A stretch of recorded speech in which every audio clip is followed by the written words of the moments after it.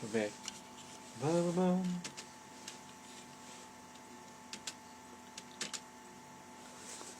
Boa noite. Iniciando a mais este ANDF Studio Live.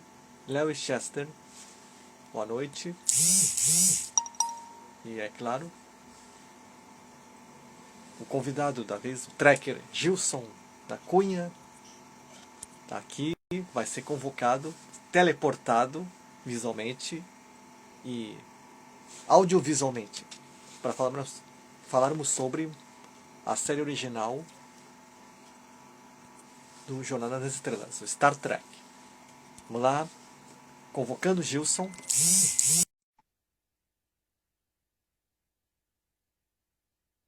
Vamos lá. Thiago Cunha, replicante. Boa noite. Boa noite. Boa noite. Teleportado.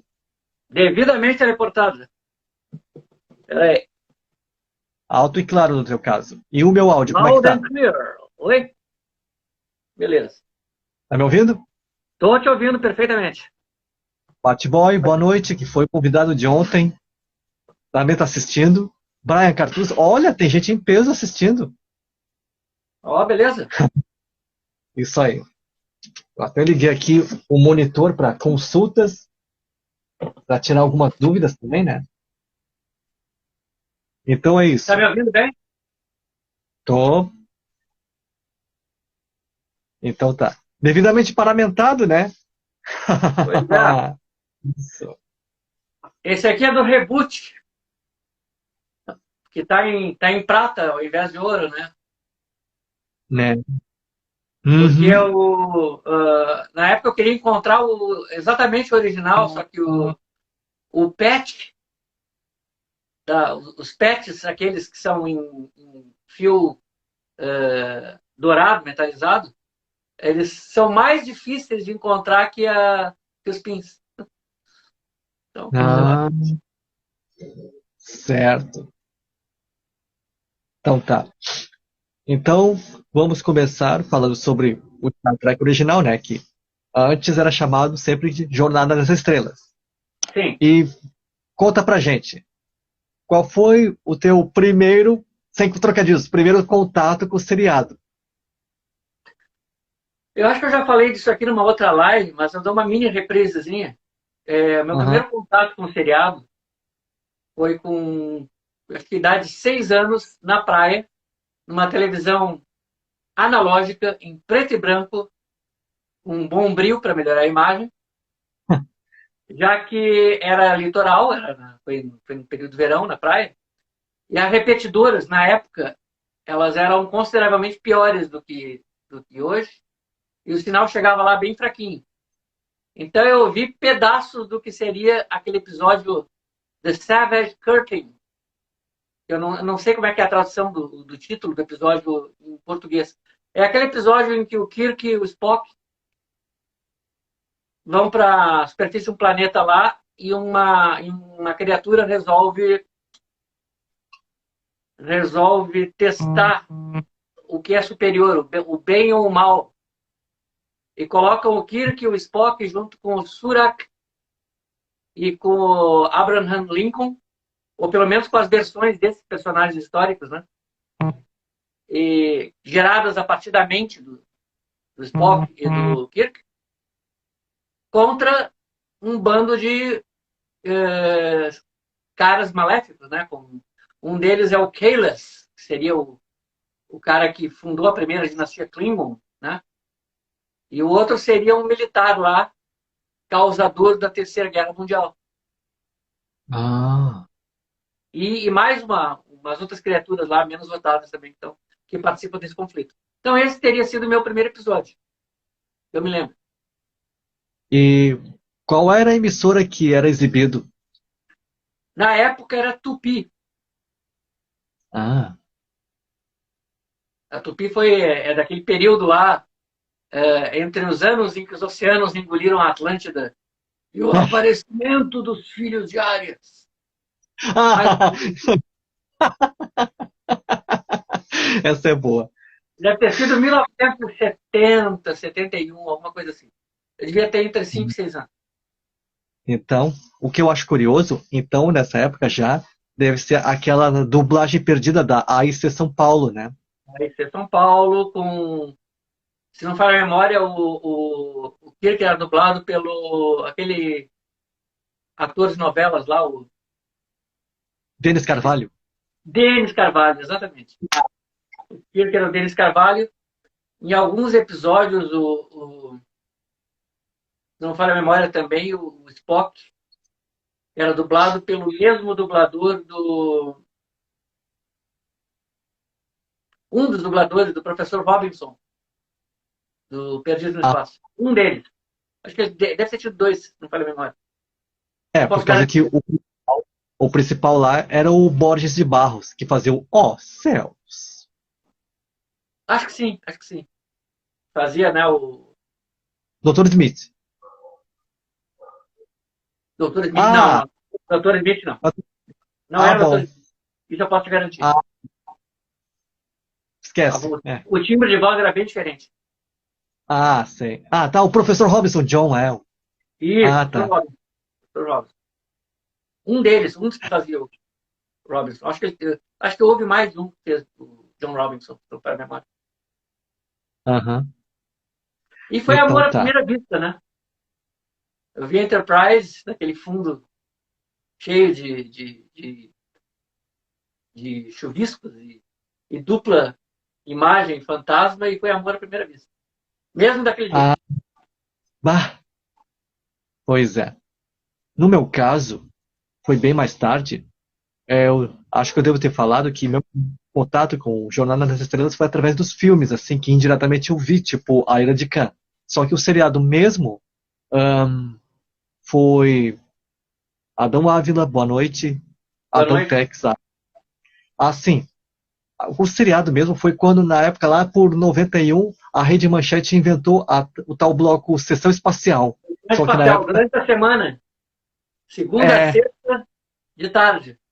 Finalzinho da tarde, eu acho. fim de tarde. Só que aí já era redublado com a versão da VTI Rio. VTI, exatamente. Uhum. E na mesma época eles tinham trazido a nova geração, que é outro papo. Ali ainda estava na fase do período de reprises eternas da nova geração. Daquele primeiro ano que já fazia uns. Acho que o primeiro ano chegou aqui. Acho que estava bem no início ainda. Estava na segunda, É, 1991. A série acho que estreou aqui em 1990, a nova geração.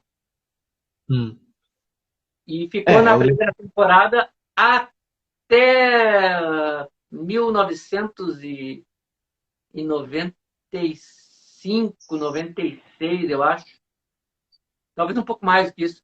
Quando começaram os canais a cabo começaram a exibir os episódios, Aham. os outras temporadas. Tanto é que depois Jornada nas Estrelas passou até na Record. Daí sim. E para A, e para a, nós aqui, a Record ela começou a exibir os episódios do segundo ano. Eu não me lembro se eles reprisaram o primeiro ano, mas eles começaram. Não, acho que já pularam direto para o segundo ano. Do segundo ano ah, em diante, em 1997. aham. E enquanto que a série original também já foi passada na extinta TV2 Guaíba. TV2 Guaíba, saudosa Guaíba. A Guaíba era um refúgio de coisas legais, assim. Eu me lembro que de Né? tempo em tempo faziam reprises maravilhosas. Eles tinham também o Galáctica. E o Galáctica Né? 1980 também, né, foi. Inclusive, houve uma época em que o único lugar do Brasil para se ver a série clássica era a TV Guaíba. Teve um Né? período só a TV Guaíba reprisava. E há um tempão atrás, assim, alguns anos, a Rede Pampa, que já estava transmitindo a Rede TV, chegou a passar uns episódios do seriado. Nessa fase eu não acompanhei. Eu Na lembro fase que foi da lá TV. por, ah, mais ou menos uns quase 10 anos por aí. Eu tinha visto de relance, por acaso. Aí eu parei para olhar assim, uma noite dessas, assim, mais de 9, 10 da noite, e tá. Depois que eu comprei os DVDs, eu meio que me tornei independente dos DVDs. Entendo. Bom, e pelo que consta, o seriado foi lançado nos Estados Unidos já com a tripulação do Capitão Kirk lá no início de setembro de 1966. 8 de Confere? setembro. É. 8 de setembro de 1966. Isso leva a uma data contraditória que saiu na Wizard Brasil 2, lá, por um, por um colunista, que ele falou que tinha sido 22 de setembro.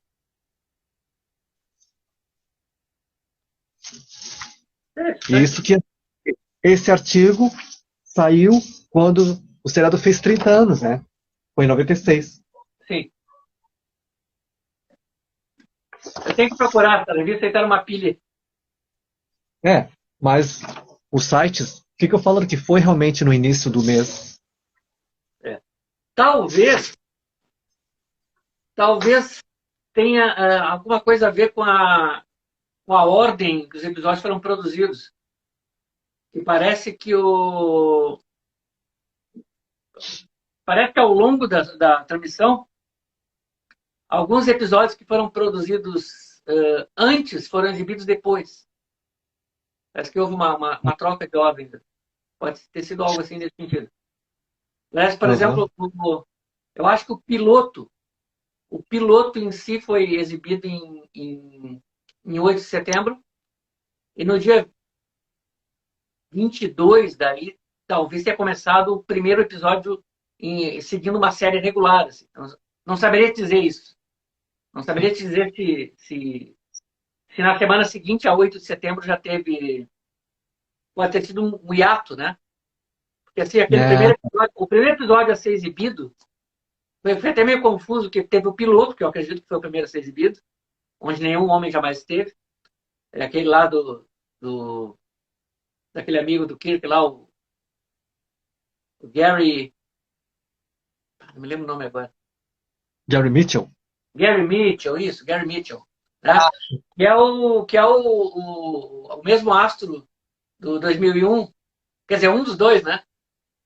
Ah, Que fazia o outro astronauta lá, não o Dave Bowman, aquele que leva uma raquetada da antena de transmissão tá. né, lá do HAL. E aquele ator, ele participou então desse piloto. Inclusive, o piloto é muito interessante, porque o piloto ele tem ele mostra uma certa confusão na produção da série em relação aos uniformes. Porque no piloto a gente tem ainda os mesmos uniformes do piloto que foi recusado. É o The Cage, é. Decade. O esquema de cores é um pouco diferente. A gola é da mesma cor do uniforme. Ah, E outra coisa também, eu até devia ter usado, é que eu tenho esse uniforme original, eu tenho. Talvez tenha visto quando a gente se viu lá na Comic Con. Comic Con. hum, Uma coisa interessante é que ele só tinha uma divisa. Todos os oficiais só tinham uma divisa. Não importava se era capitão, tenente, comandante, todos só tinham uma. Era uma olha, característica disso. Só que daí, nesse piloto, daí já corrigiram, botaram duas. E a gola era uma gola chanfrada, gola estilo ribana. ah, Eles costumam chamar de turtleneck, gola de tartaruga. Que ela até lembra de leve um pouco aquela gola do uniforme vermelho de cinema. tá. Só que daí, então, teve o primeiro piloto que foi recusado, o segundo piloto que foi aceito, que tem o uniforme do primeiro, e daí o primeiro, os dois. Daí teve o primeiro episódio a ser exibido, que foi o Sal da Terra. E depois tem o Ardil Corbomite, que eu não me lembro mais a ordem. Só que Esse eu vi. O Ardil Corbomite, ele usa um uniforme de transição, em que a gola é arredondada, ela não tem esse caimento aqui, que aliás é bem difícil de fazer. Ah, É uma gola arredondada, já com um esquema de cores padrão, preta, só que ela é bem redonda. E ela é grandona, enorme. Inclusive, dá para ver que ela não está padrão. Se tu olhar o episódio, vai ver que as golas não estão todas idênticas, padronizadas. tá. Que o Eu departamento, devia. de figurino ali estava tentando encontrar o tom exato. Algum tempo depois, aí eles padronizaram, passou a ser aquela mais em V, né? Mais fininha e tal, etc. Mas foi Ah, uma coisa meio e- complicada nisso. esse episódio eu lembro que eu vi na manchete, mas não tinha me reparado o lance dos uniformes. Que é com aquele menininho lá que fazia o Isso. Balok, Ah, Clint Howard, que é irmão do diretor, o Howard, Ron me Howard. fugiu. Ron Howard, isso.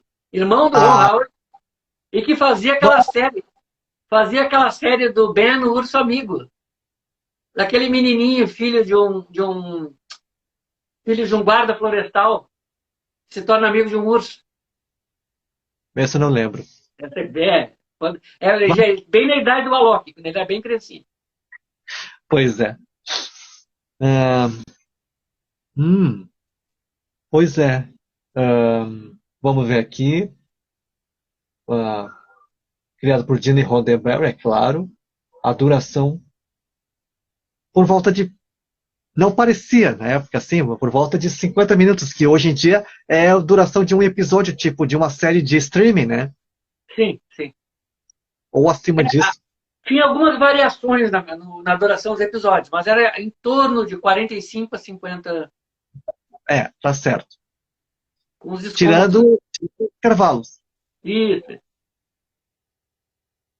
Deixa eu ver. Foi, lan- foi lançado lá na TV pela Paramount, só que produção da Desilu, Desde o, que.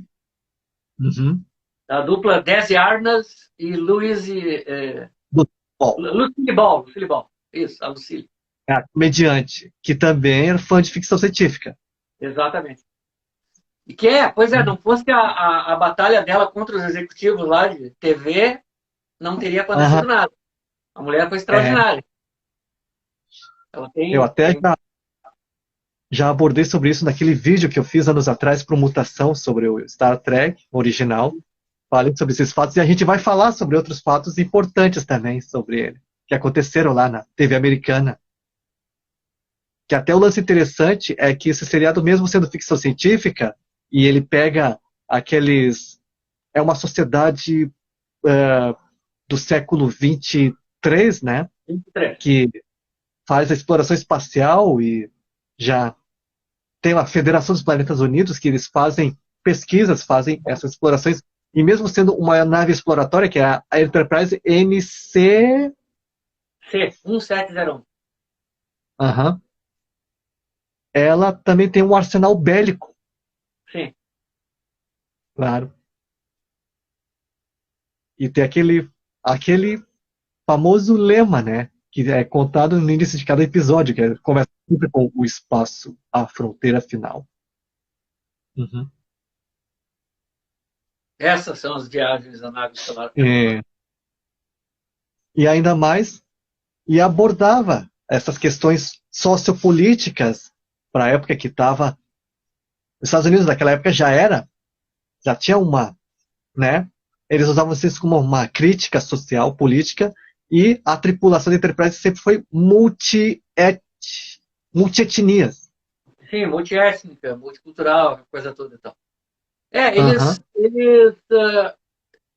o interesse do Roddenberry era realmente ser original. Porque até então a ficção científica na TV, ela era voltada muito mais para os gadgets, para as bugigangas, para as tecnologias, né? Algumas nem tão convincentes, diga-se de passagem, e muito pouco para personagens.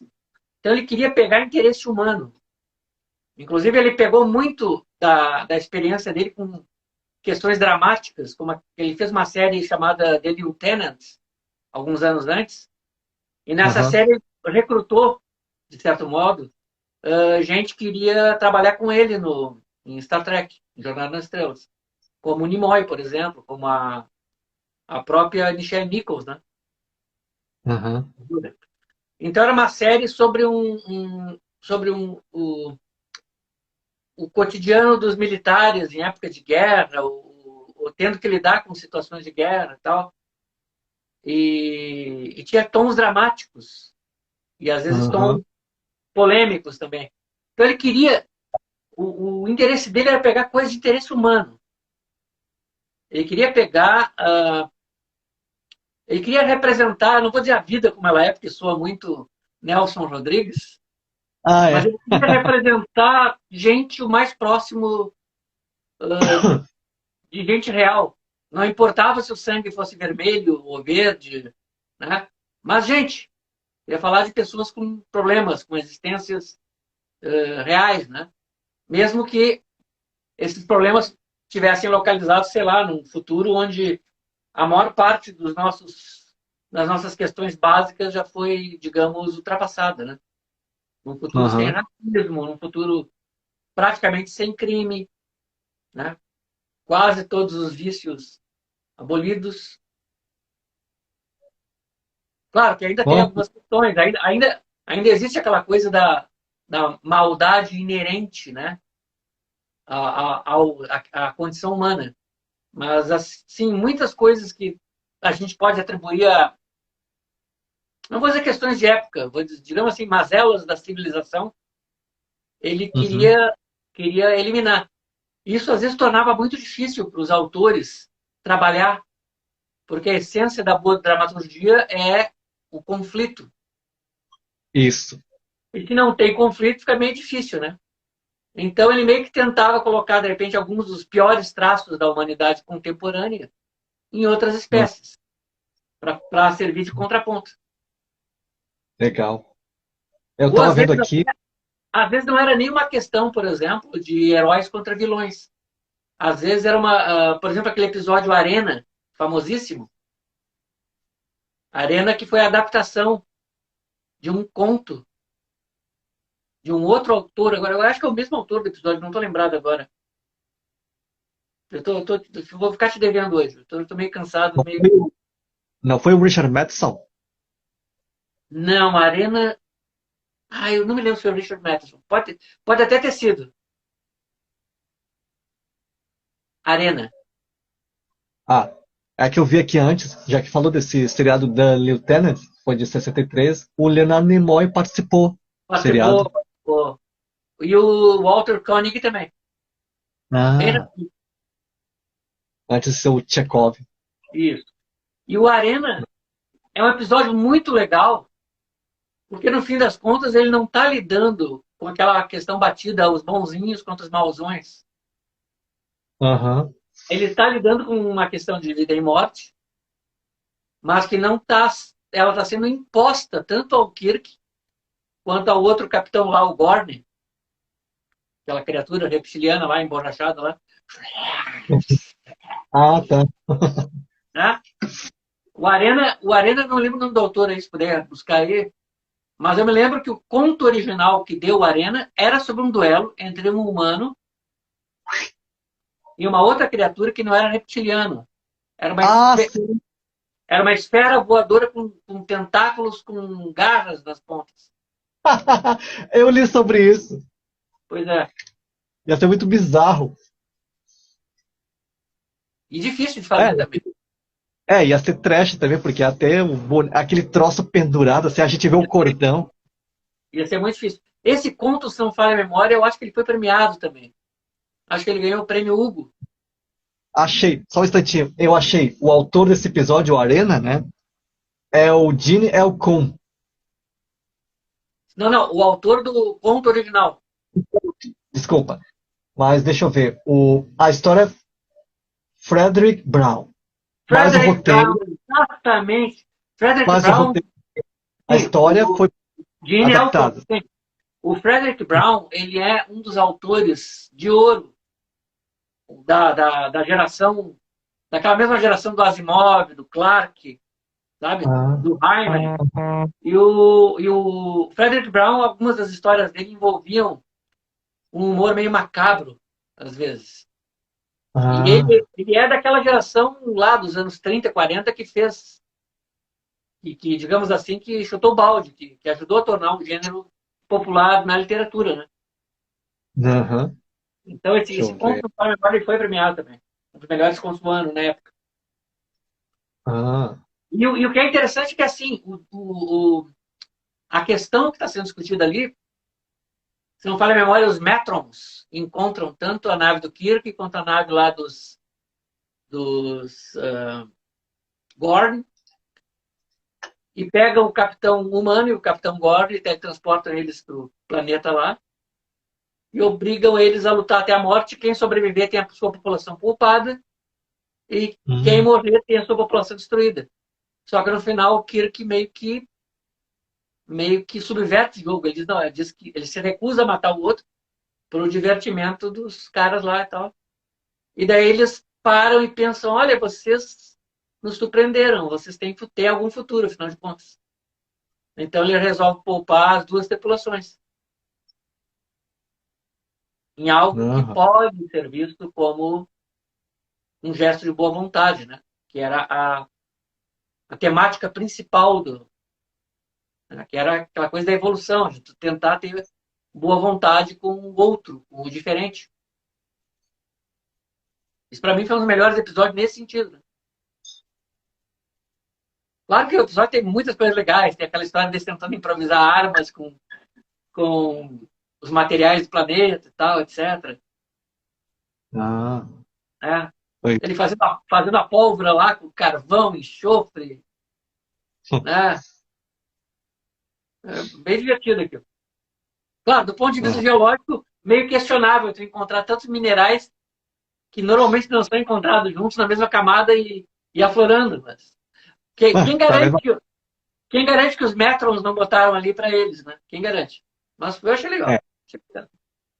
da mesma forma, a xenobiologia extraterrestre é todos humanoides. Alguns têm peles coloridas ou antenas e tal. Ah, mas Ou isso esse, explica uma questão de orçamento, né? É complicado tu fazer. outro, outro detalhe curioso é a tecnologia que eles fazem do transporte, que eu acho que é pela questão de orçamento, para não usarem mini naves, como foi usado no cinema, usavam o teletransporte. Era mais barato o teletransporte do que ter que fazer modelos, ter que fazer a filmagem toda deles, etc. Mais rápido, inclusive. É. E, E os planetas com atmosferas respiráveis. isso. Se não me falha a memória, o efeito do teletransporte é baseado num truque de magia de salão chamado Pepper Effect, efeito pimenta, em que com o auxílio de luzes, claro que ali não, ali a gente vê que é trabalhado no fotograma mesmo, mas Aham. o efeito pimenta, quando está no palco, é uma chuva de glitter que Ah, ela passa por um feixe de daquelas spotlights de palco, aquelas ah, luzes potentes, e aham. daí com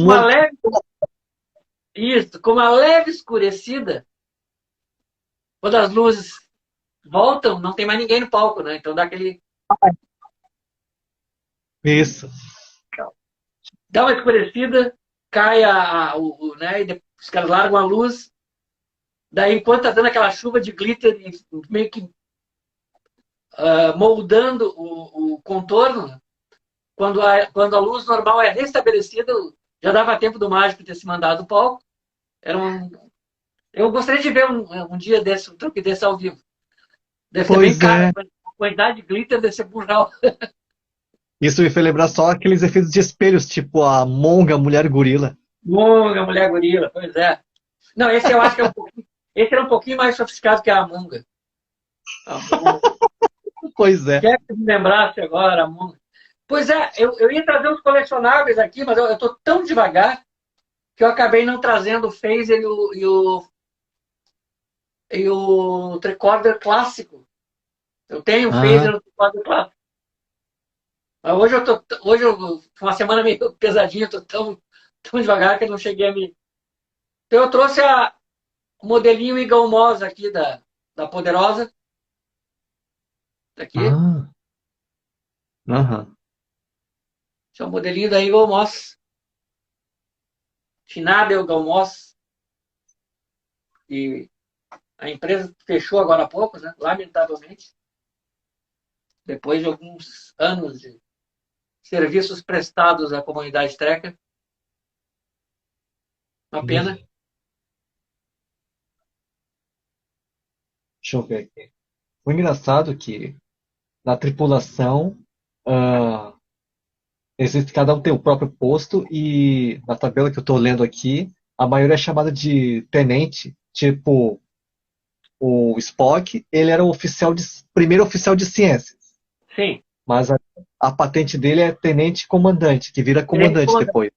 Isso, tenente comandante, se fosse na Marinha Brasileira, seria capitão de corveta. Tanto é Ah, que em países de língua espanhola, eles sempre traduziam por capitão de corveta. uhum. Aqui, o Daniel babou pela nave. Ah, ela é a mais bonita mesmo, de todas. É. Ei, não importa a encarnação dela. Ainda que eu tenha as minhas favoritas. Eu gosto da clássica da Reforma, basicamente a dos filmes do cinema, Ah, tá. pós-Reforma. A que troca os motores lá e passa do casco. O motor de cilíndrico vira retangular. Ah, E eu gosto da D, da nova geração da TV. ah, Fiz o sim. primeiro. Eu gosto muito da D. É diferente. Vejamos. Ah, além disso, no elenco também, a enfermeira Chapel era feita pela esposa do criador, né? A Majel Barrett. Major Barrett, é. A É. história dele com a Major Barrett é curiosa, é engraçada, quer dizer, picante até certo ponto. Quando ele estava fazendo o The Lieutenant, ele chamou para participações da série a Major Barrett e a Nichelle Nichols. E ele era Ah, casado com uma terceira mulher. Ele era casado com uma outra mulher, que eu não me lembro o nome dela agora, e tinha casos simultâneos com a Major Barrett e com a Nichelle Nichols. A, pá! a Major. Que coisa não era fácil. A Major Barrett, a Nichelle Nichols, ela meio que pulou fora, ela disse que não queria ser a outra da outra. Ah, Então, imagina, podia ter. Numa realidade alternativa, ela poderia ter se tornado a senhora Roddenberry. Coisa pois incrível. é. Muita coisa poderia ter sido diferente. Falando na. Eu já ia falar sobre a Nichelle Nichols, Tenente Uhura, né? Sim. Recém-finada, né? E ela foi importante para o seriado. Tanto é que antes ela tinha além de ser atriz, ela tinha uma carreira como cantora, dançarina. E ela Sim, queria. participou de musicais que foram bem avaliados na Broadway. Ela fazia o circuito de musicais da Broadway, de Nova York e de Chicago. Uhum. Inclusive, num desses musicais, ela chegou a contracenar lá com o. Hoje eu tô ruim de nome pra caramba, cara. O mesmo ator que fazia o Pinguim e o treinador do rock. É, o Burgess Meredith. Burgess Meredith, isso aí. Ela chegou a participar do musical com Burgess Meredith. Olha. E engraçado que ela não queria continuar o seriado porque achava que não era um papel importante, ela queria seguir a própria carreira, mas teve Sim, alguém que pediu é, para ela ficar. sim, a história famosa do Martin Luther King Jr., né?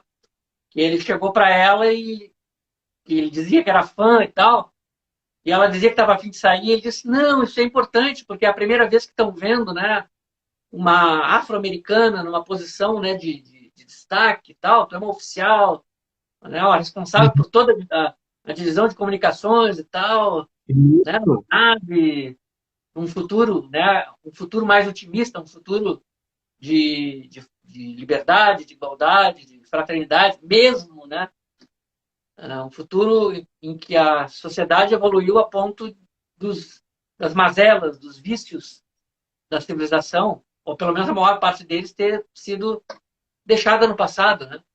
E ela acabou aceitando.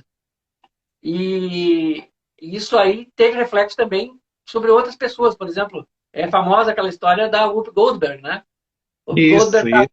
uma menininha lá, eu acho que devia ter o quê? Uns 11 anos na época. Um pouquinho mais que isso, E talvez.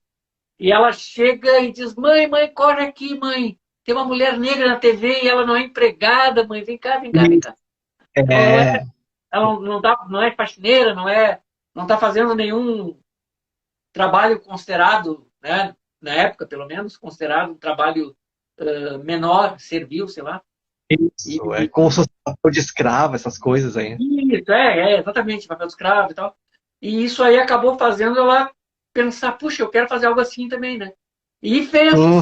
Nos 80, É, ela pediu para participar da nova geração e aparece como a Guinan, né? isso, Que é aquela amiga e confidente do Picard, né?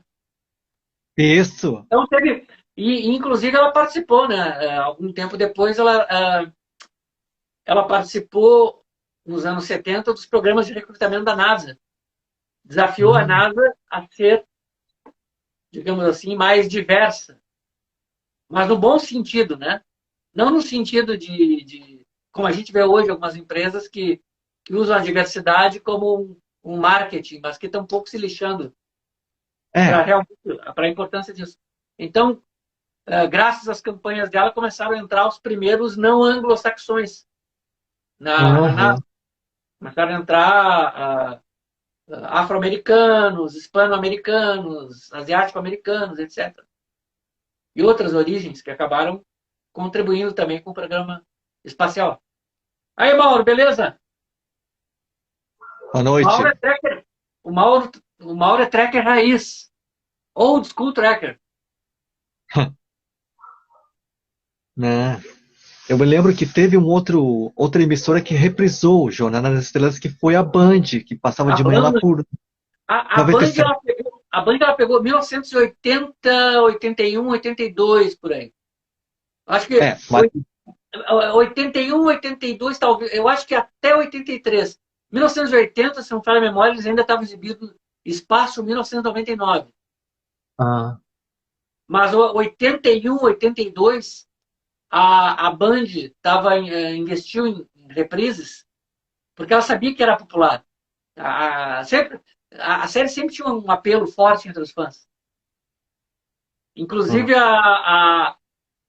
durante a exibição nos cinemas de A Ira de Khan, a Band selecionou aquele episódio Semente do Espaço ah, e anunciou, bem assim, ó, hoje, às 8 da noite, o episódio que deu origem à Jornada nas Estrelas 2, A Ira de Khan. vá, Então foi é, o máximo que muita gente. Ah, que legal, vou poder ver esse episódio. E daí eu vou dar um salto, sei lá, de 15 anos, né? Que é a diferença de tempo entre o episódio e o filme. Pelo menos aqui, na ó. ficção. Pelo menos na ficção. Aham. O Daniel falando que no desenho que foi feito pela Filmecha, a Uhura chegou a comandar a Sim, a Enterprise. Ruda chegou a assumir o comando da Enterprise. É verdade. E tem lá o planeta das sereias, né? Daquela. Não é bem sereias, mas eram umas humanoides que encantavam os homens com. Tinha alguma coisa nas Ah, ondas sonoras, assim, nas vozes delas, e elas atraíam os homens para a superfície. E ela foi lá ah. com um grupo exclusivamente feminino de red skirts, não red shirts, mas red skirts. Foi lá e, foi lá e contratou os caras. Uma coisa interessante que falam da maldição do red shirt, que é do red shirt, que teoricamente afetaria as red skirts, mas eu não me lembro de um grande número de mulheres de vermelho morrendo. Inclusive, a única morte de mulher tripulante que eu me lembro era uma oficial de ciência, de azul, Ah, que morreu naquele episódio dos Kelvans, em que o grupo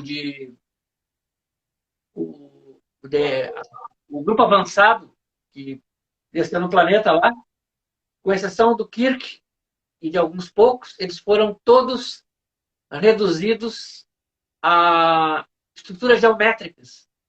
Era como se tirasse. Eles eram armazenados na forma de figuras geométricas, como se fossem icosaedros. Eu não me lembro quantas faces tinha a figura. Era parecido com uma esfera, mas tinham faces, né? E uma dessas tripulantes foi morta por uns Kelvans, que pegou aquela figura geométrica e destroçou, sem fazer o retorno à forma humana. Né? Ah, E eu me lembro muito bem que ela estava usando azul. ah, tá. Ahn, Então foi e, ah, uma rara exceção à regra do Red Shirt. uhum. Isso Deixa aí, eu o ver. Daniel fala. By another name. Eu acho que é a rosa com outro nome em português, eu não sei. Porque é aquela citação do Shakespeare. Né? A rosa com outro nome teria igual perfume. Né? Por um outro nome. Por um Hum, outro nome. Isso aí. diz aí. Ah, lembrei. Outro fato é aquele famoso episódio que foi com a Uhura, que foi o primeiro beijo interracial da TV americana. Sim. Aquele beijo era para ter sido entre o Spock e a Uhura. Ah. E o Shatner pulou na frente. Sempre ele, Pegador. sempre ele. Bom, na verdade, ele não pulou na frente para beijar a Uhura, por ser a Uhura, na verdade. Coisa que, convenhamos, se eu tivesse que escolher entre a enfermeira Chapel e a Uhura, certamente, certamente eu pularia na frente. Mas não, Ah, ele queria. Ele, na época, ele não tinha ideia de que ele ficaria tanto tempo no seriado, que o seriado, mesmo depois de cancelado, viraria esse fenômeno cultural. E ele, nos anos 60, ele procurava coisas desafiadoras. Assim. ah, Ele pegou, inclusive tem um filme apavorante dele, me falaram, eu perdi esse filme, diziam que estava na Netflix, que é um filme dos anos 60 que ele faz o papel de um político racistão, daqueles tosco, ah. daqueles que tu tem vontade de enforcar, sabe? E, Pois, e pois é, e que ele foi filmar numa cidade do sul dos Estados Unidos, uma cidade racista mesmo. Só que o discurso do cara era tão podre que até os outros, os caipiras, rednecks que estavam ali, ficaram aterrorizados com ele, sabe? Ficaram apavorados do realismo do cara. E então ele buscava desafios. Ele chegou a fazer um filme todo falando Esperanto, por exemplo.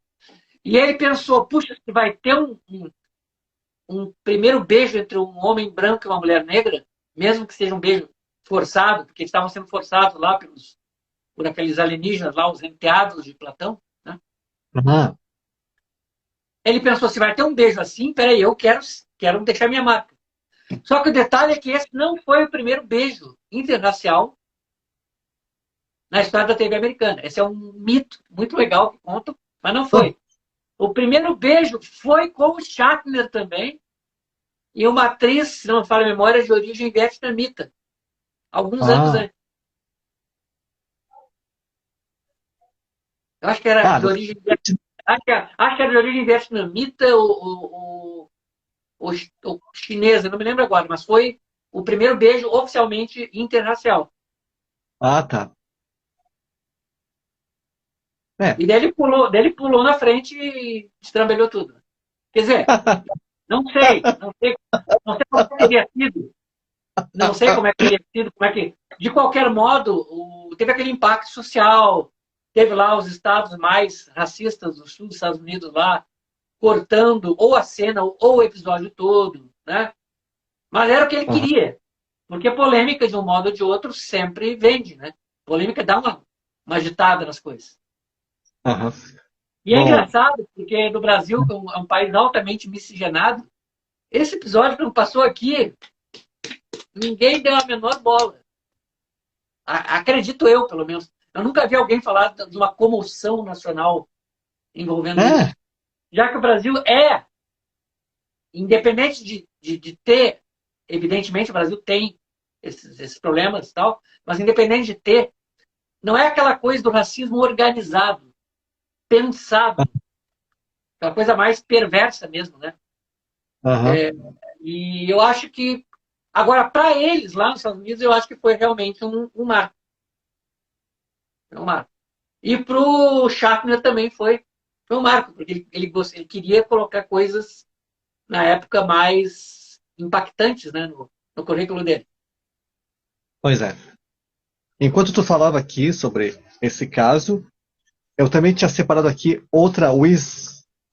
Era o Wizard Brasil, mas depois virou Wizmania lá de 2009, que até eles Sim. fizeram uma seleção especial de episódios, tipo, da relação, parceria entre o Kirk e o Spock, e até eles fizeram uma lista rápida aqui de alguns episódios, incluindo aquele que acabou de falar de um sósia do Abraham Lincoln, que aqui está o Por Trás da Cortina, o Savage E Curtain, Savage Curtain, por trás da cortina. que, que falou do Surak, o filósofo vulcano.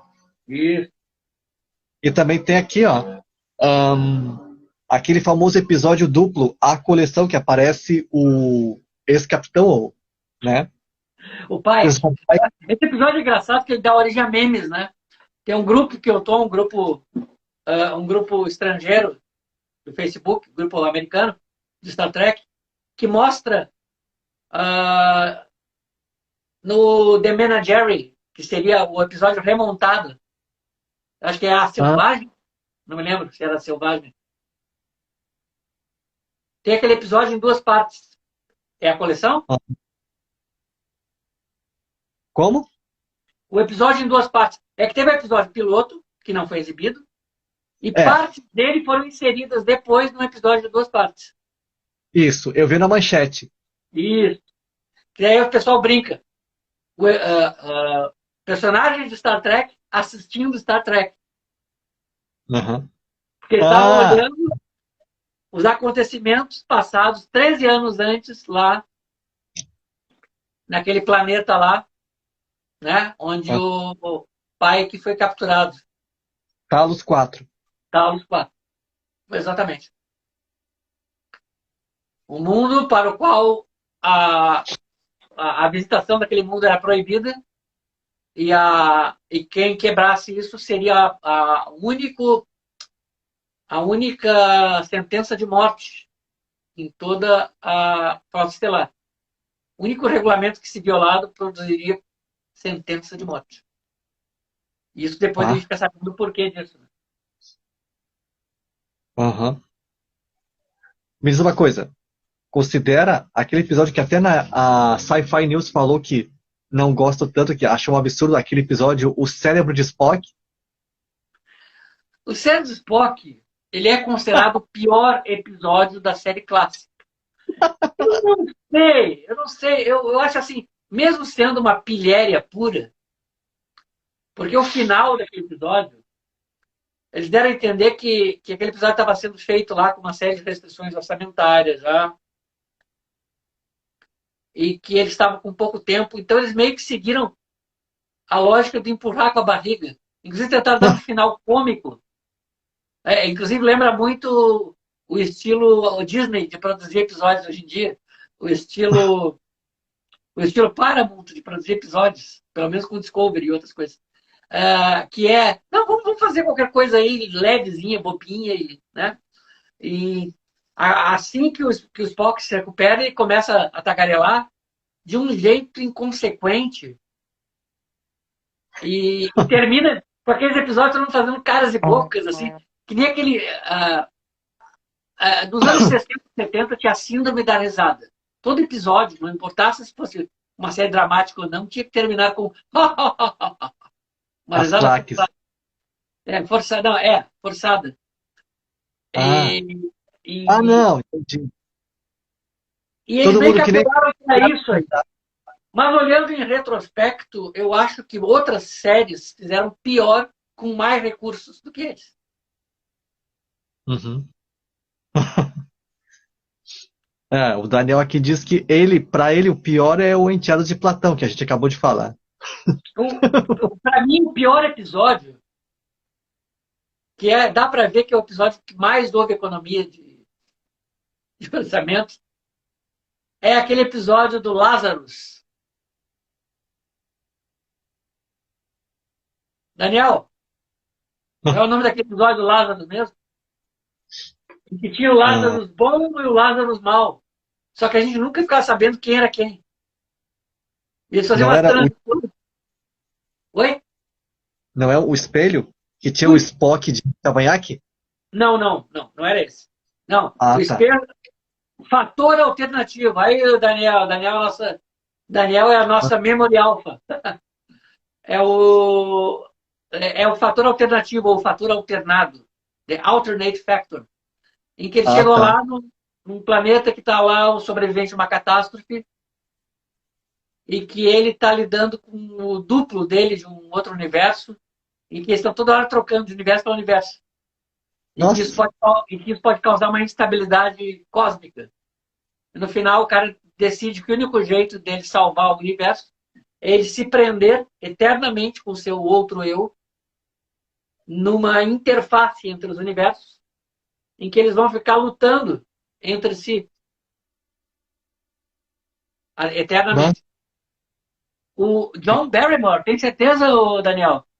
Eu me lembro que eu não me lembro se esse era eu acho que eu acho que era um outro ator o nome. Era esse mesmo? Eu me lembro que esse ator que fazia o Lazarus, ele era o mesmo Joshua Bold. Ah, tá, tá. Não, é que ele tem um ancestral dele, o John Barrymore. Ah, Ah, o John Barrymore causou uma confusão e foi substituído, tá? ah, O tá. ator que veio depois é o mesmo ator daquele seriado E as Noivas Chegaram, que fazia o Joshua Bolt, Ah, que era um deixa eu madeireiro lá em Seattle, se não falha a memória. ver. Lazarus, né? É ele mesmo, o pai da Drill, ele mesmo. Ele foi quem participou, o Daniel. Ah, o pai da atriz lá. Alternate Factor. Isso. Deixa eu ver. Ah, tá. Que eu sei que tinha o avô dela, era famoso. Barry, eu acho que era John também, no cinema mudo ainda. Deixa eu ver. Que fazer o Lazarus? Sim, o cara que fazia o Lazarus. Robert Brown. Robert Brown, viu, Daniel? Era o Robert Brown. Hum, Robert Brown e as noivas chegaram. Quem foi demitido foi o John Barrymore. isso. O John Barrymore chegou lá e, sei lá, bebeu todas, não sei o que houve. Ah, fez o A Hobbs. jornada tem um histórico de azar com atores mimados. Ah, A Voyager é um exemplo. O piloto da Voyager foi aquela atriz oscarizada lá, Yvette Mimier, se não falha a memória. Não, não era Yvette Mimier. Não, era uma outra atriz franco-canadense, que não me lembro o nome agora. ah, tá. E tem clipes dela aí na rede e tal, para ver. É hilário. Ela participou por 2 dias. Ah, Ela teve tá. na filmagem por 2 dias e daí se mandou. Eu lembro, a Ivete, ela fazia um seriado policial também, que passava na Guaíba, e ela foi uma das atrizes principais lá do Star Wars da Disney, lá, o Abismo Negro. A Ivete Mimier. Não, não, não, não é Ivete Mimier, estou confundindo. É uma outra atriz franco-canadense, cujo nome eu não me lembro agora. Eu Eu sei que sei, mas só ela que eu tinha visto participou ela. ela participou daquele filme Gêmeos, Mórbida Semelhança. Ah, Pois é. tá. Mas voltando à série clássica, Aham. uma coisa que é para mim era o grande diferencial da série clássica é que ela teve a contribuição de muitos autores importantes, como o Frederick Brown, que a gente citou agora, o Richard Matheson, né? E, claro, o homem faca na bota, Harlan Ellison. Ah, ó, o Isso Daniel aí, o perguntou. Daniel lembrou. Geneviève Bujold. Ah, Genevieve Bujold. Bujou. Bujold. Bujou. Ah, Isso, Genevieve eu Bujold. Bujold. nunca ouvi falar. Ela participou do Coma. Ela fez aquele filme Suspense Coma. E o Mórbida Semelhança, Gêmeos Mórbida Semelhança, do Ah, Cronenberg. tá. Que ela faz uma atriz drogada que vicia os dois irmãos em drogas e depois pula fora. Não, vicia um irmão em drogas. E daí o É, não vi. irmão. É, bem, Só bem pesado. Foi. uma coisa. esse Coma, se não me engano, esse filme Coma é do Michael Crichton. Michael E, Crichton tem a primeira participação do Tom Selleck como um cadáver, ou quase cadáver. É o Tom é, Selleck em coma, literalmente em coma,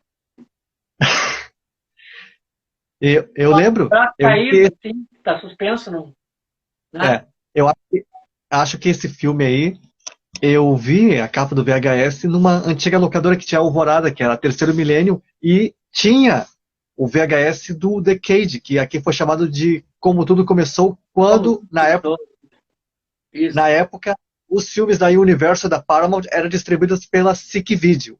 sim. Inclusive, esse episódio piloto tá na Netflix, Hum, consta como episódio, eu acho que zero. E é uma coisa ah, muito engraçada, porque o Spock, ele tá com um dublador totalmente diferente. Não é nossa. o Márcio Seixas, é aquele dublador que costumava dublar o Woody Allen antigamente. Hum. É o dublador original do Woody Allen. No Bananas, no Um Assaltante Bem Trapalhão e tal. Então tem um Spock que fala com uma vozinha assim, sabe? Que não tem nada a ver com o Spock. Tipo, tipo uma voz meio Mário Monjardim. Ah, é? Esquisita? Não é tão fina quanto a do Mário Bom Jardim. Não chega a ser que nem a voz de salsicha, sabe? Mas Ah, é uma voz meio fanha. Elcio Romar? Elcio Romar, isso aí, Elcio Romar. Que é um Ah, cara muito. Ele é muito legal. Ele tem alguns filmes mais de ação que ele dubla também. Mas eu vi ele- muito filme do Woody Allen com a voz dele. isso, tá certo. Aqui o Daniel até confirmou que eu ia falar. Ele dublava o Michael Douglas. Isso, no São Francisco de Gente. Não, acho que o São Francisco, e quem fazia era o Mário, antigo. Era o Mário, isso, Mário Monjardim. Parabarã, parabarã, Isso. O, o Elcio, ele, em os filmes tipo A Joia do Nilo. Isso, Joia do Nilo. É verdade, Joia do Nilo. Aliás, o Elcio Lomar, ele não dublou o Michael Douglas no Homem-Formiga, não vi dublado. Não. Não. Ah, que Foi. pena, que pena. Pois é. É uma excelente voz. É. Aham. Ah, dublava? Dublava. Isso. Ele Não fazia. sei, se, Te falou? Ele fazia. não sei se ele é falecido ou não. Agora, o Não. cara, o cara é excelente, o cara é muito bom. Aham. Não, não. Ele faz uma coisa aqui e ali. Ele fazia o Snarf dos Thundercats. O Snarf, é verdade. Sniff, sniff, sniff. Lion! De Snarf para Spock é algo, hein? Bah, muito estranho, né? Vamos falar Não é aqui. vida como, não é vida como a conhecemos, de Sniff. Ah, tá certo. Ele também fez. Ele redublou o George Reeves na série do Superman lá dos anos 50. Ou Uhum. a série do George Reeves, eu me lembro da voz do mesmo, era o mesmo dublador para mim, que dublava o Mo dos Três Patetas. Ah, Alguma coisa o grossa. Borges de Esse é um Barros. trabalho para o Superman. Era o Borges de Barros, que fazia o Dr. Smith. É mesmo! É mesmo, agora estou É, lembrando. O Mo, quando ficava bravo e ficava com a voz mais aguda, eu lembrava. aham, É verdade, Borges de Barros, que chegou a ser da isso. Praça da Alegria também.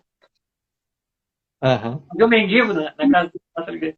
Praça Nossa também, que era o mendigo aquele. Mendigo, mendigo. Lembro, lembro. Muitas recordações. Isso aqui tá um revival hoje. Pois É, é, eu eu queria, lembro. queria ter trazido. Só que eu teria que sair daqui lá em cima para pegar o tricorder e o phaser e tal. Mas eu trouxe alguns livrinhos aqui. Isso aqui Ah, são a coleção dos episódios romanceados, principalmente por James Blish,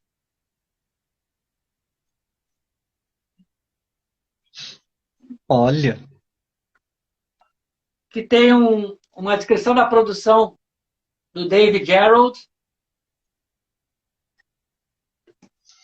Aham. Esse aqui é o John Byrne completo. Tudo que John Byrne já fez em Star Trek está aqui dentro. Nosso querido John Byrne, da Tropa Alpha, lá da Marvel, né? E os Ah, efeitos, sim. né? Aham. Aqui, ó. O Daniel falou que prefere a dublagem de 91. Ah, É, é? é, Eu, eu, é, o- eu gostava do Spock original. O Spock original tinha uma voz elegante. Gostava dele. uhum. Tanto é que eu já achei uns trechos da dublagem antiga. Esse aqui é o John Byrne, autografado. Ah, legal. Ah, ô Gilson. Esse também está autografado. Isso aqui é uma Ah, série. Isso aqui são fotonovelas que o John Byrne ah, fez, é. compondo imagens de diferentes episódios e cenas e combinando efeitos fotográficos Legal. para produzir fotonovelas. Tá. Mesma coisa, Gilson. Foi. Tu chegou a ler os quadrinhos do jornal que saíram pela Abril? Que. Sim, cheguei a ler alguns poucos. Cheguei a ler. Ah, Se não me falha a memória, aqueles quadrinhos da Abril tinham algum material. Não, eu posso estar dizendo bobagem agora. Mas eu acho que alguma coisa daquilo ali era da Gold Key, inglesa, né? não. Acho que era da Não era? DC. Da Não, não DC. era. Não era. A Gold Key, ela tinha um outro. As cores eram mais escuras, mas é verdade. Era da DC. Eu me lembro, inclusive, nos anos 70 chegou a ter alguma circulação. Eu comprei alguma das revistas. Lamento não ter nenhuma, mas Ah, é. na época não, na época não tinha essa mentalidade de colecionador. E as coisas iam e vinham, né? E para as nossas mães, naquela época, tudo era lixo, tudo era bagunça, tudo era. Ah, pois, nem me fala. Mas a gente Aham. mesmo não dava tanta bola. O gibi era uma coisa banal. É. O gibi não tinha essa aura mística toda que tem hoje. Né? Uhum. Eu lembro que, se não me engano, pelo que eu vi nos scans, as histórias que eram da tripulação original foram escritas pelo Peter David. Peter David. Peter David, na época já, eu não sei qual é a idade do Peter David, mas já nos anos 70 ele era ativo como escritor. Não, Não me lembro. falando aqueles quadrinhos que saíram da DC. Ah, aqueles quadrinhos mais recentes. Tá. É, Não, que saíram teve uma pela. coleção. Teve, inclusive a editora Abril lançou aqui nos anos 80, 90. Ah, tá. 90. Sim, é verdade. E era muito irregular aquilo. A arte não era. A arte variava muito. Alguns números era uma arte pobre, até, inclusive. Não era uma coisa tão legal assim. Eu tenho alguns daqueles números, sim. Eu estava me referindo os gibizinhos formatinhos dos anos 70. Ah, sim. Os da Gonki. Isso. Eu não, na verdade, agora tu me pegasse, eu não sei se aqueles eram da Gold Key. Porque os números grandes que eu tenho da Gold Key, o traço é bem mais sofisticado, bem mais. E as histórias costumam ser mais sóbrias, assim. Ah, Porque eu me lembro que as adaptações de quadrinho de TV nos anos 70, elas eram muito caça-níqueis, e às vezes o roteirista daquele quadrinho não tinha muita obrigação com fidelidade. Não tinha compromisso com a fidelidade ao material. Né? aham. Então saiam algumas coisas meio estranhas. E umas traduções meio estranhas também. Como, por exemplo, tem um número lá que está o Spock veste um disfarce, uma armadura para combater um ET lá e pega uma arma do cara e diz assim: preciso disso, meu chapa. E eu, peraí, o Spock jamais diria isso, jamais diria meu chapa. Aliás, não diria nada. Ele chegaria lá no cara e. Né?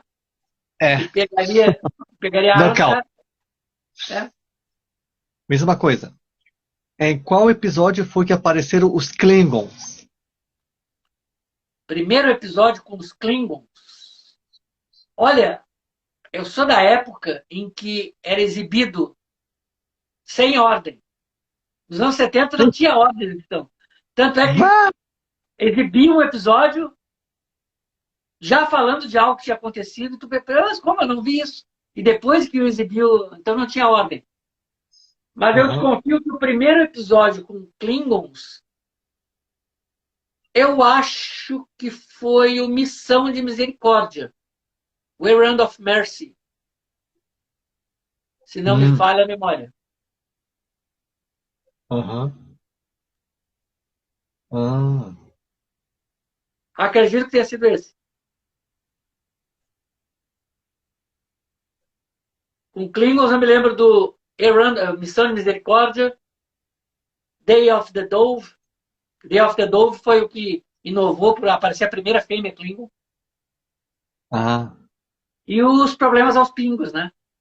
Aquele. Não me lembro de outro episódio com Klingon. Acho que foram esses. O engraçado é que não me lembro se a Manchete chegou a passar esses episódios com os Klingons, mas eu nunca vi. E outra, nem esse dos pingos. Eu só sei que depois eu achei o episódio do desenho da Filmation que mostra os pingos de novo lá, com outro Uou. cara. Uhum. Não, a Filmation, eles reaproveitaram esse conteúdo. Uma coisa interessante com os desenhos da Filmation é que o Walter Koenig, o Chekhov, não foi chamado para participar. Ah, é. Mas, em compensação, ele fez uma coisa que nenhum outro ator fez. Ele escreveu um episódio, um baita episódio. Ele escreveu The Infinite Vulcan, o Vulcano Infinito. Hum. O episódio lá onde um alienígena lá faz um clone do Spock. Ah, É, clone gigantes dele. isso me lembra de um episódio lá que aquele que foi cortado. Sim, sim. Aquele e as meninas que são feitas, né? No Brasil É. é esse. No Brasil o título é esse. É que Ah, é baseado numa cantiga. Inclusive é uma cantiga parodiada pelas meninas superpoderosas. Na hora que eles colocam que o professor Utônio está colocando os componentes lá para fazer o ah, caos das meninas superpoderosas, eles pegaram aquele trecho. E as meninas, do que são feitas? Ah, de açúcar, doçura, não sei o quê. E esse é o título ah, original em inglês. What the Girls Are Made Of, uma coisa assim. And the Girls, uhum. What Are Made Of, algo. Né? O Tchekov Tu tem vê. aquela história, né, de como ele se juntou o elenco, né? Que um diplomata russo, ou, não, que o Pravda teria colocado uma nota dizendo, como é que pode ser uma série tão cosmopolita, se não tem russos no futuro, né? Só que isso é uma baita mentira. Isso era uma mentira deslavada, criada pelo Rosenberry, que, apesar de ser um cara visionário para muitas coisas, não era um santo. Não era. Era um malandro. Eu vou dizer assim, ó, tem muito malandro pior que ele na praça, tá? Muito pior. Mas o cara, inclusive, em Hollywood. Em Hollywood. Eu diria que o Roddenberry, perto do Jar Jar Abrams, é um escoteiro. É um amor de pessoa, tá? Mas o Roddenberry, ele era malandro, ele gostava de polemizar, ele gostava de... Né? E ele queria atrair atenção, então ele inventou essa história. Mas, na verdade, o objetivo era pegar as menininhas. Porque, na época, as, aquilo que no Brasil, aquele fenômeno popularmente conhecido como macaca de auditório, Ah, as tietes. aquelas meninas que se rasgavam todas, choravam, gritavam, Roberto Carlos, John Lennon, aquela coisa toda. Elvis, Elvis. Né? Ah, elas eram um público que estava totalmente alheio a Star Trek. Porque elas estavam interessadas em caras jovens, cabeludos, ou com aquele cabelo estilo. Estilo. Beatles. Como é que é o nome daquele. Monkeys. Não, não, o vasinho aquele. Tigela. Cabelo Cabelo de tigela. tigelinha. Cabelo tigela. Tá? Cabelinho tigela. Tá? Que os monkeys usavam, que os Beatles usaram durante certo tempo, É. antes de entrar no desbunde total da psicodelia. Então, Roddenberry pensou, está na hora de mirar as menininhas. E daí pegou um jovem com o cabelo parecido com o dos Monkeys, parecido lá com o Mickey, né? O Mickey Dolenz, só que de sotaque russo, né? Então, assim nasceu Chekhov. Pavel Antonievich Chekhov, se não falha a memória. Pavel Antonievich Chekhov. Não sei se é esse todo o nome dele. Esqueci agora.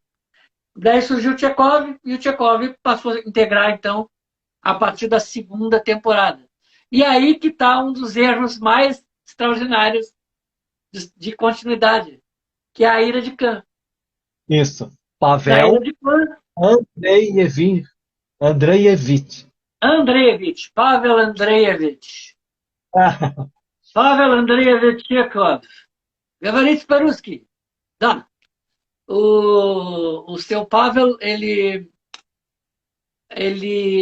passou a fazer parte do elenco, então, na segunda temporada, e uma coisa muito interessante é que 15 anos depois, lá em 7 Alpha 5, ou 6, nunca me lembro quem foi que explodiu antes, o Chekhov desce e encontra as ruínas lá da Botany Bay, da nave do Khan. Daí, quando ele está saindo, o Khan chega e para, impede a fuga deles. Ele diz, senhor Chekhov, eu nunca esqueço um rosto. Daí ficou aquela piada, nunca esqueço um rosto que eu nunca vi. Porque Pois, na primeira temporada o Chekhov não estava lá.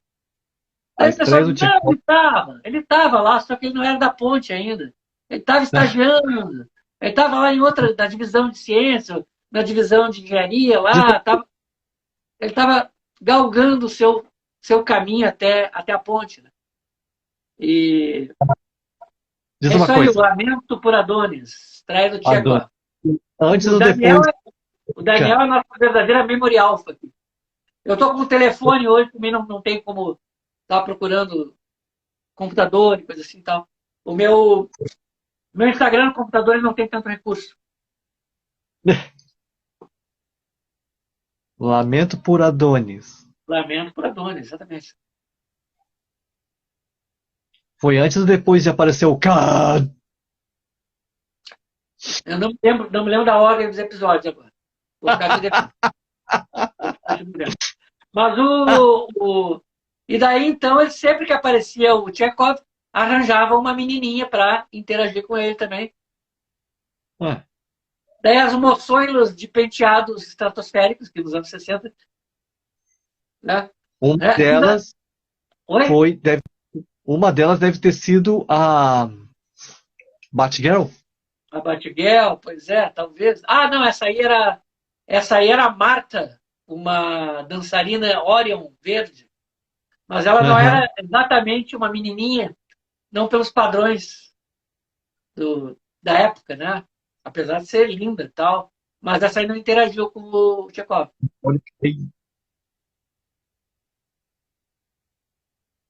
O Daniel aqui nos fala que foi depois, então, que o episódio do Khan. Ah, Aquele episódio tem cara de ter sido mais do meio para o final da primeira temporada. Um episódio que eles hum, estavam bem afiados assim, na escrita. E o nosso amigo lá da Ilha da Fantasia, Ricardo Montalbán, né? O cara estava brilhante ali. Ele se soltou. Dizem que ele é tão canastrão quanto o Shatner. Mas né? peraí, ali o cara. Uma coisa é o cara ser canastrão inexpressivo, tipo Cigano Igor. Né? Outra É. coisa é o cara ser um canastrão super expressivo. Mais expressivo do que o necessário. Como Shatner. Ou como Ricardo Montalbán. Né? Ricardo Montalbán era grande Ricardo Montalbán, nossa. Que nos anos É. 70 teve também o Armando, o amigo e protetor do filho de Zira e Cornélio, César, Planeta dos Macacos, Ah, Ricardo Montalbán. e o Sr. Hork da Era da Fantasia. Patrão, patrão, o avião tá chegando! Avião, avião. Fizeram uma brincadeira, inclusive, no set de filmagem da Ilha de Khan, quando durante o intervalo trouxeram um bonequinho do Hervé Willie Shade e colocaram ele do lado do Khan para tirar fotos.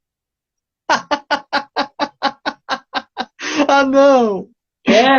Eu fico imaginando, patrão, patrão, a nave auxiliar, patrão, a nave auxiliar. Ai, ai, ai, ai. É, pô.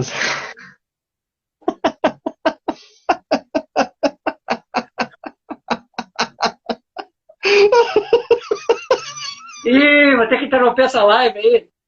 Interromper essa live para o nosso anfitrião ter um ataque de riso. Não, tô brincando, tô brincando.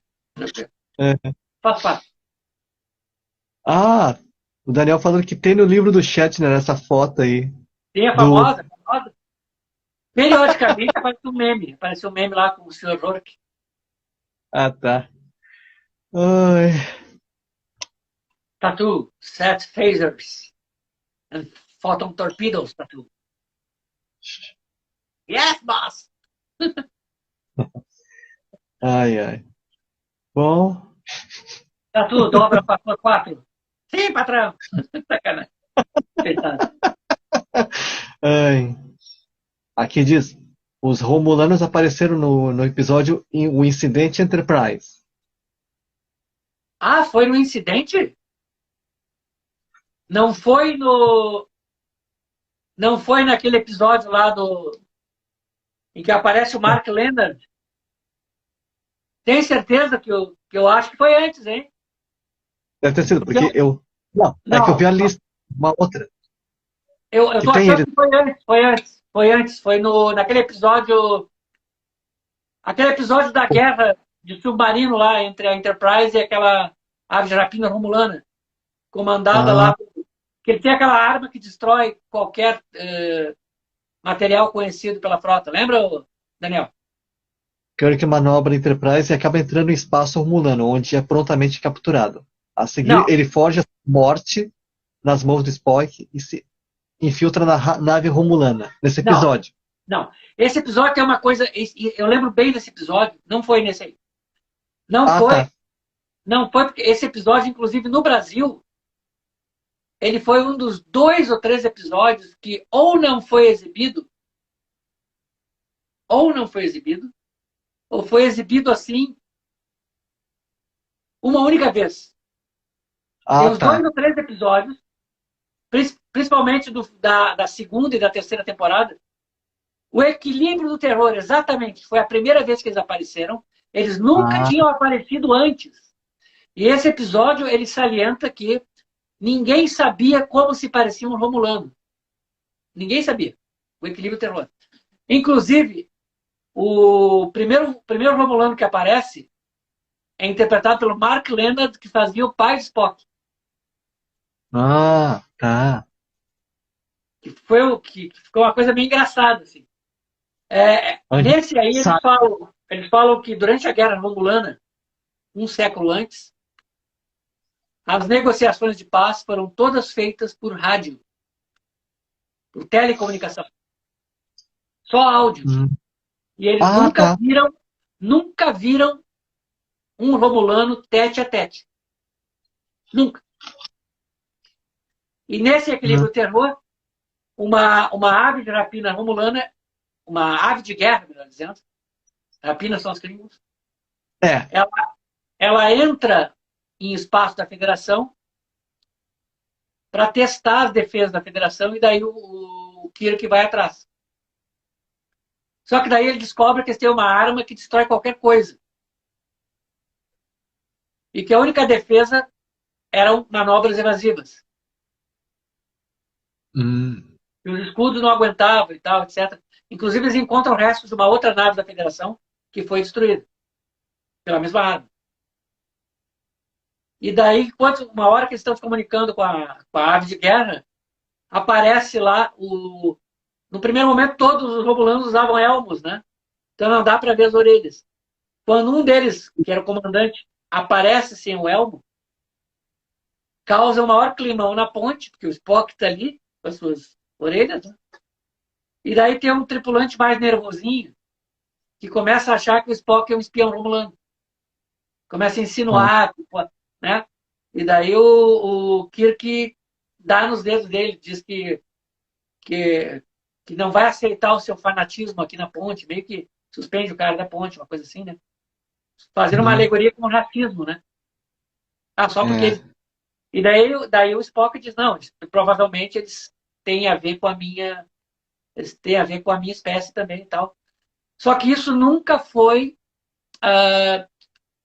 explicitado na série.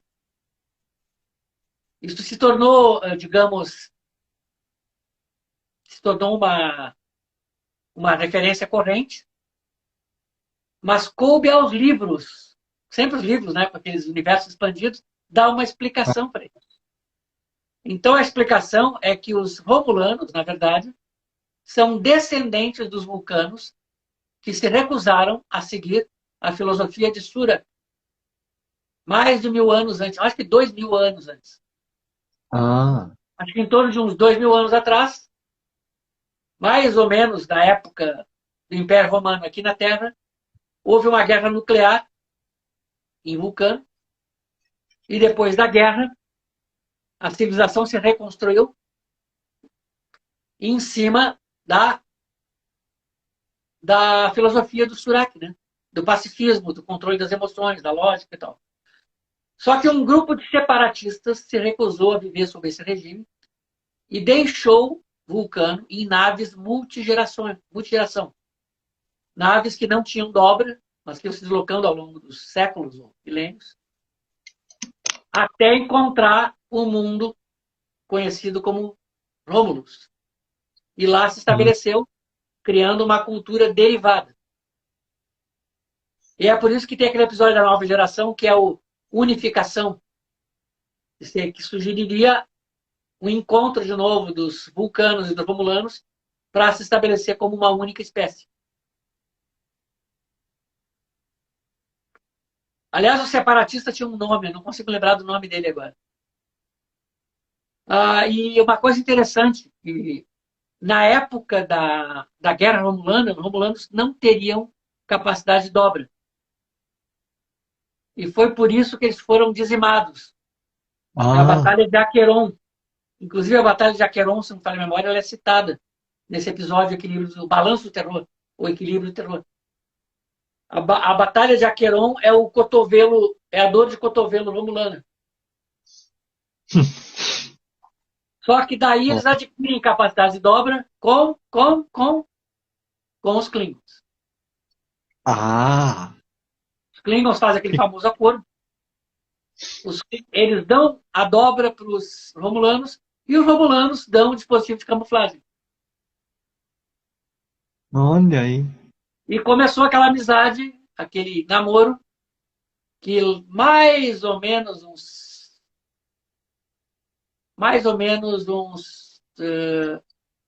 70 anos depois, 60 e poucos anos depois, vai ser interrompido de modo drástico com a traição romulana.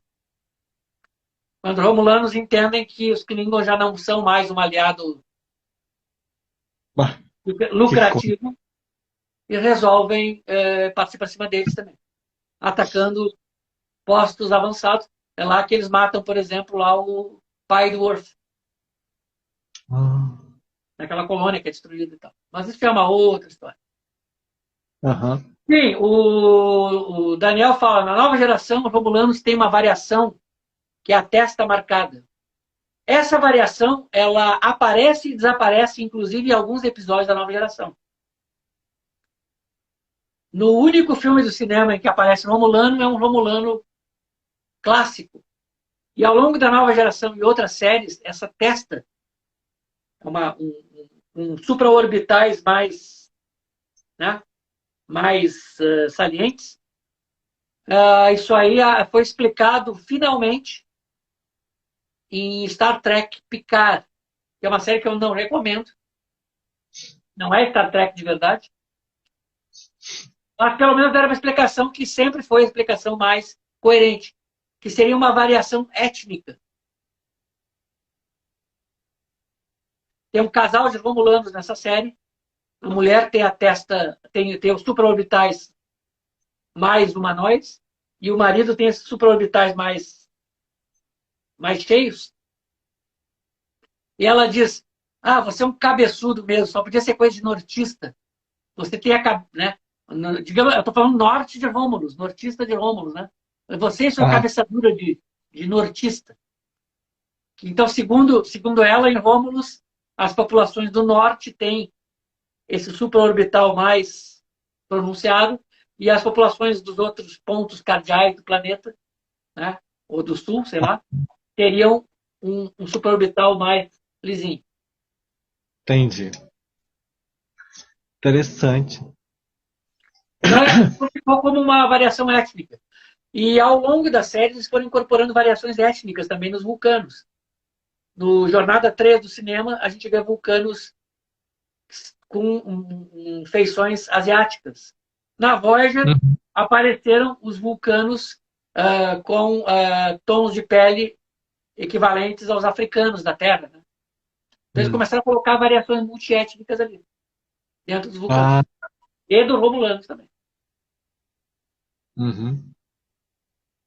Deixa eu ver. Eu sei que teve um episódio que vivia repetindo na Manchete ou na Guaíba, que era o Eu, Mud. Eu, Mud, grande episódio de comédia. Takima Joyner. É o Taka. E aí, Taka? Tudo bom, Taka? Beleza? Taka, eu tenho que conversar contigo uma hora. Eu vou te mandar umas mensagens aí. Eu preciso de alguns dados teus, da nossa época dos almoços de sábado. Quero conversar sobre aquela época, conversar sobre o nosso amigo lá, o compadre Leandro. Tá? Desculpe. Aham. Qual era o outro que também? Ah, esse do Ardil Corbonite também reprisavam. Não, o do Mangue era bem. Na verdade, o recorde de reprise, pelo menos na manchete, foi Miri. Eu tinha uma amiga que adorava Jornal nas Estrelas, mas eu não aguento mais ver Miri. O Daniel está lembrando aqui que era o Harcourt Phantom Mud. Harcourt Aham. Phantom Mud, que era um cara picareta completo, cara tremendo safado, né? Só que no Discovery ele coloca o Mud como um cara perigoso até. E o Mud não chegava a ser perigoso, ele era um tipinho desprezível, asqueroso, mas não chegava a ser um cara diabólico. Assim. Aham. Ele é um covardão, assim, um aproveitador. Ele estava mais para um batedor de carteira do que um assaltante de banco, na verdade. Outro que me lembrei também é o Trilane. Trelane, que era como é que o pessoal dizia? O Liberati do espaço. Quem parecia com o Liberati, o jeitão dele. Ele usava aquelas roupas do século XVIII, né? Alguns É. livros, alguns livros do Universo Expandido sugeriram até que o Trelane seria um Kill renegado, do Kill Continuum, Ah, dado os poderes dele e ah, tal. tá. Entendi. O E. Trelane, peraí, só um pouquinho. O Trelane foi um arqui-inimigo também do Batman? Não, não, aquele foi o Liberati mesmo, o verdadeiro Liberati. O ator que fazia o Trelane, inclusive, ele foi um Klingon. Ele foi um daqueles Bah. 3 Klingons lá do Deep Space Nine, que também era da série clássica. Ah. Tinha o Michael Ansara. Ah. Sim, o Mudge. O Mudge pode ter sido. O Mudge tem cara de vilão do Batman. Tinha o Michael Ansara. Tinha o John Colicos, que era o Baltar. O Michael Ansara, que era marido da Barbara Eden, que inclusive fez um gênio malvado na Ginny é um gênio. Ah. É outra coisa. E Falando tinha em esse Sarah, outro ator, cujo nome eu não me lembro, que fazia o Trelane, mas que falando fez um nisso, outro Klingon também. Eu acredito que ele fez um falando, Klingon no dia do Day of the Dove. ah, com paralelo a esse do o Matheus Daniel falou, fazendo um paralelo com o Batman, eu lembrei que falei com o Batboy que o Michael Ansara, ele fez a voz original do Senhor Gelo, Senhor Frio. Sim, sim, Michael Ansara. É Uhum. verdade. Roger Carmel. Isso aí! Isso Co- aí! Roger Carmel! É isso! Verdade. Perfeito.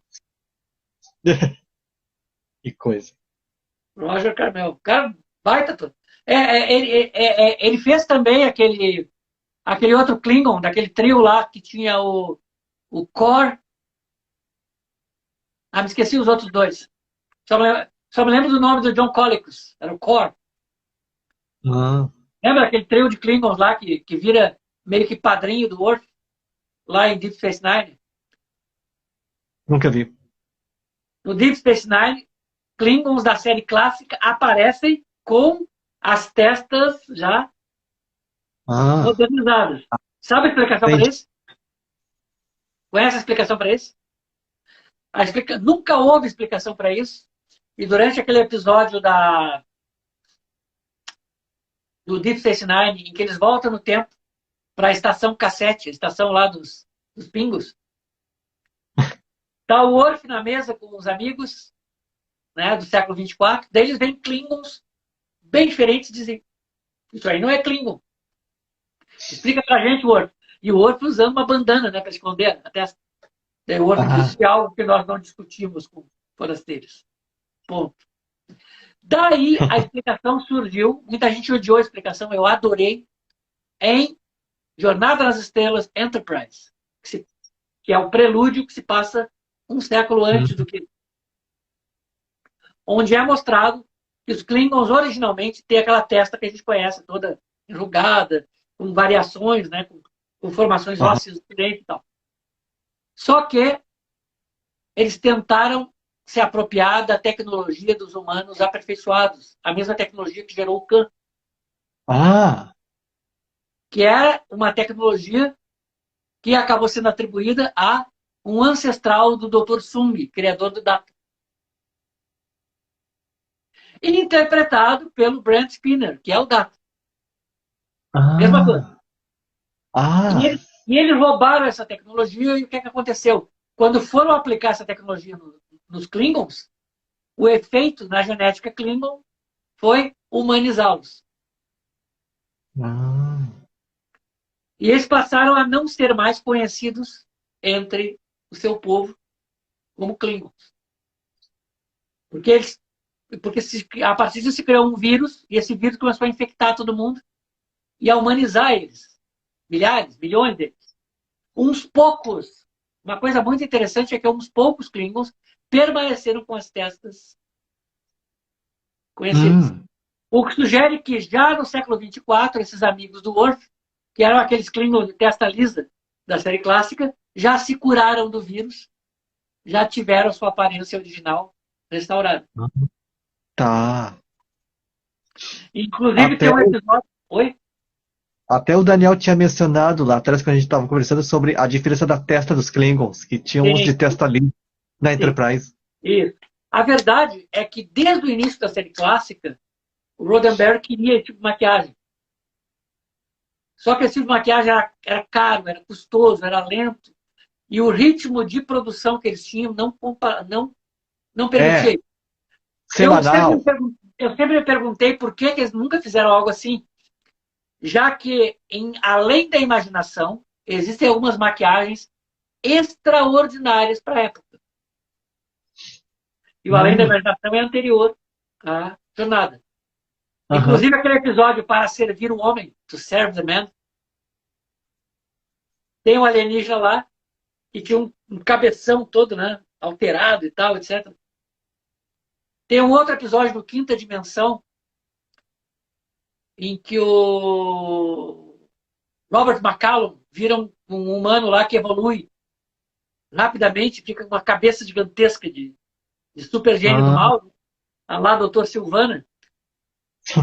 E daí eles usaram uma maquiagem muito boa. Só que aquela série eram histórias separadas, eram histórias, uma antologia de histórias variadas. Então, um episódio ou outro permitia que eles gastassem mais. Eu desconfio que para a série clássica ficaria complicado fazer os Klingons nos moldes que a gente conheceu. E que já no primeiro filme eles têm um jeitão, Aquele jeitão é um jeitão intermediário entre a série clássica e a nova, os filmes do cinema que vieram depois e a nova geração. Ah, aham. Muito interessante. O Nimoy disse para o Jô Soares que duravam 6 dias a gravação de cada episódio. E o ritmo era alucinante. Com muitos Ah, atores tinham problemas familiares sérios, porque praticamente não viam as famílias. O cara entrava de madrugada e voltava tarde da noite para casa. Era bom. brutal. E ainda continuou brutal, até onde eu sei, até pelo menos a Voyager. A Kate Mulgrew, a Janeway, contou que a rotina dela de gravações era um troço terrível. A rotina de gravações fez com que os filhos dela odiassem Star Trek, por ela não estar perto deles. Ah, que coisa. É. E ela levou anos para conseguir ter um relacionamento bom com eles de novo. Tenso. É a TV, né? Bom, é a rotina. Deixa eu ver. Acho que a gente abordou bastante coisa, assim, que vai se estender. Tem. Se abordasse cada episódio, tem. Renderia, assim, pautas. Isso aqui é a cronologia que tinha uma descrição ano a ano desde o Big Bang, dos principais eventos do Big Bang até o século 29. Bah, Atualmente não vale mais nada, porque veio Jar Jar Abrams, veio o Kurtzman e virou um espaguetão. Mas, para quem prefere a cronologia antiga, tá valendo aí. me diz uma coisa. Oi. Acho que já deve ter falado em alguma palestra a diferença essencial entre os raios de phaser e os raios blasters, né? Sim. O... É que existe. Essa diferença eu andei pesquisando depois, é meio complicado de falar, porque a energia ela se manifesta como onda e como partícula. É a dualidade, né? A dualidade da matéria, onda e partícula, ou no caso aí a dualidade da energia, né? A luz, ela se manifesta tanto quanto onda de luz ou como partícula, o fóton. O blaster, ele seria, como é que eu posso dizer?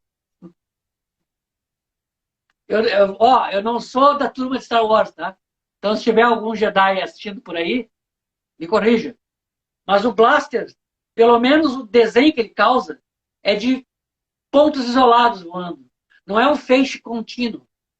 Isso. Então, o blaster, ele dá a entender que ele é uma arma baseada em uma arma de fusão. Ele dispara cargas de fusão. Só que ela é mais, digamos, mais espalhafatosa que o PPG, o Plasma Pulse Gun, a arma de plasma, que a gente vê no Babylon 5, que dispara uma partículazinha minúscula que faz um estrago bravo, dependendo de onde pegar. O Blaster não, o Ah, Blaster é um tiro, tu vê o tiro ainda. é como E o, tiros de. isso. E o phaser seria, de acordo, é um feixe contínuo de uma partícula que daí, então, por causa da dualidade onda-partícula, ela se manifesta como onda, mas é um feixe de uma partícula chamada nadion, que é uma partícula fictícia, que ainda não foi descoberta, de certo modo. Então, de certo modo, um phaser pode ser algo como um microacelerador, acelerador de partículas, para poder extrair essa partícula, esse nadion, Aham. e canalizar ele num feixe. Tanto Ou é, seja, ou seja tanto é que a explosão de um phaser deve causar um estrago danado. mas se bem que eles sempre, eles, as armas de phaser elas podem ser reguladas para, como tipo, tiros de tonteio, que é para nocaute, Sim, sim, ou se forem fortes, elas são desintegradoras, né? sim, sim. Elas tinham os ajustes lá, os sets, tanto para desintegrar ou queimar, cortar, desintegrar, né? e o Tom Tate. Ah, isso. E o Phaser ele tinha as duas versões. Aquela pistola e um outro menor, parecido com um barbeador. Isso. Isso. Pois é. Que na série nunca foi mostrado ele se desacoplando, mas nas pistolas que tem por aí, comercialmente, as réplicas, aquela base com o cabo é destacável. Tu pode tirar a parte de cima e ficar só com o básico aqui. O phaser tipo 2, como chama. O tipo 1 é com a empunhadura e o tipo 2 é só o barbeadorzinho aqui. Pois é, essa eu já vi. Pior que eu tô com um lá em cima agora, não sei. Não tem problema. Quer que eu vá lá ou tanto faz? Tranquilo. É, acho que a gente já pode ir encerrando aqui. Beleza. Tem assunto e rendeu bastante. Assim, tem muitas coisas que já são bem estabelecidas, né? Mas eu gosto, na medida do possível, trazer alguma novidade. Se é que é possível falar algo novo sobre uma série com 56 anos, né? Não sei, É, teve algo novo hoje? Conseguiste ver alguma coisa nova hoje? De bastidores? não, no momento. Só vi lá, só conferi as informações, assim como a respeito do ator que foi demitido e tal. Isso. Acabaram de falar. Falando um pouco do lado malandro do Roddenberry, sabe de onde é que surgiu aquele símbolo do infinita diversidade, infinita combinação? O IDIC, que é aquele medalhão da Academia Vulcana de Ciências, do Spock. Ah, Aquilo não. ali surgiu porque o Roddenberry era visionário. Ele já estava pensando em colecionáveis. Hum. Ele disse, não, tu vai, pro Nimoy, tu vai usar o medalhão do IDIC, da Academia Vulcana de Ciências, e tal, vai ver um episódio, não sei o quê. E dizem que o Nimoy ficou putíssimo da cara com ele, porque ele se sentiu sendo usado como guri propaganda, assim, sabe? Porque tempos depois, não muito tempo depois, ele começou a vender o medalhão esse. Que coisa. É, o IDIC. Uhum. A história do Filme inter... prazo. Oi? O Daniel perguntando, esse filme é interativo com o Spock e a Tenente Colt. Ah, sim! Tem um ator agora. Os caras pegaram um ator que ele é um sósia do Nimoy dos anos 80. E eles colocaram Ah, ele no uniforme do filme, do primeiro filme de cinema, do The Motion Picture, junto com tá. uma atriz, com essa tal Tenente Colt. E tem uma cena que eles fazem uma montagem de vários momentos, assim, alguns que a gente conhece, outros não, como se ela estivesse tendo uma fusão de mentes com ele. Ah, E o cara é um sósia do Nimoy, o cara é muito parecido. Inclusive, daria para ele fazer alguma coisa. Seria o pois máximo. é. O cara é muito. Isso aí está sendo usado como um dos vídeos do Roddenberry State, ou Roddenberry Vault, alguma coisa assim, que seria toneladas de registros que o Roddenberry fez ao longo de décadas, até a morte deles, nos 90, de filmes, de anotações, de gravações, de fotos, que eles estão para colocar isso aí na rede, parte disso disponibilizar. E tem a chamada para o Roddenberry Vault, que é justamente isso, que é o sósia esse fazendo a fusão de mentes com a humana, chamada Tenente Coates. E essa tenente, ela parece muito, sabe com quem, Daniel? Com aquela ordenança do The Cage. A menininha aquela. Dá a entender que ela subiu na carreira e virou tenente. Que coisa. E o Bom, Spock está ali fazendo uma transferência de algumas memórias. E isso é para servir de uma espécie de vinheta de abertura para esse site que promete mostrar um montão de coisas, como se fosse um museu virtual do Roddenberry.